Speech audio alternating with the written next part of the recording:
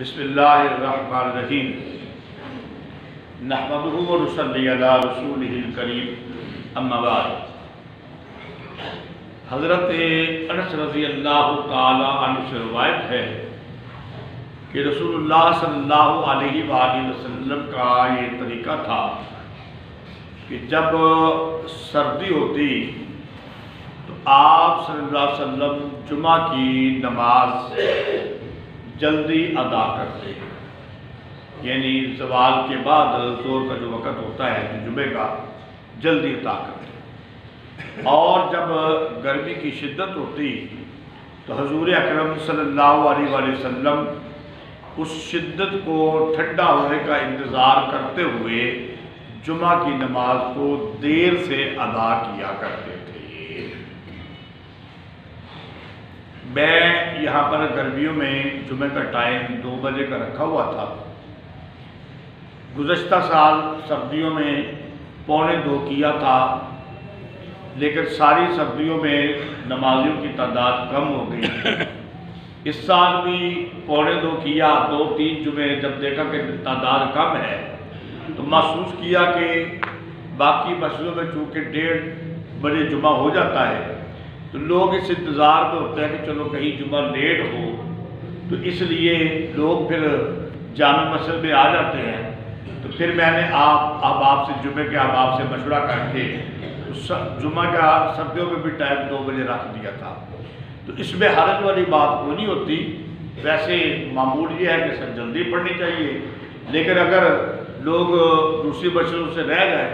اور اس لیے اگر تھوڑا سا لیٹ کر لیا تو کوئی حرج والی بات نہیں۔ حضرت عبداللہ ابن عباس رضی اللہ تعالی عنہ سے روایت ہے کہ رسول اللہ صلی اللہ علیہ وآلہ وسلم جمعہ کی نماز سے پہلے 4 رکعت سنتیں ادا کرتے اور جمعہ کی نماز کے بعد بھی 4 رکعت ادا کرتے۔ اس روایت کو بعض نے ضعیف کہا ہے، لیکن حدیث کی دوسری کتاب میں حضرت علی المرتضیٰ رضی اللہ تعالی عنہ سے بھی یہ روایت اسی طرح موجود ہے اور اس کی اسناد صحیح ہے، وہ بالکل صحیح روایت ہے، تو اس پر عمل کرنے میں کوئی حرج والی بات نہیں، روایت بالکل ٹھیک ہے۔ آگے جا کے مزید بات کرتے ہیں۔ حضرت ابو ہریرہ رضی اللہ تعالی عنہ سے روایت ہے کہ رسول اللہ صلی اللہ علیہ وسلم نے فرمایا کہ جو جمعہ کی نماز پڑھے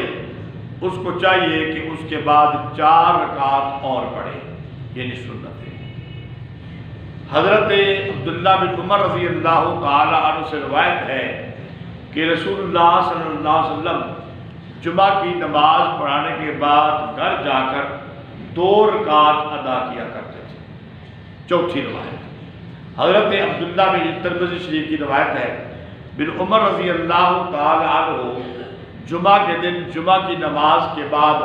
6 رکعت ادا کرتے،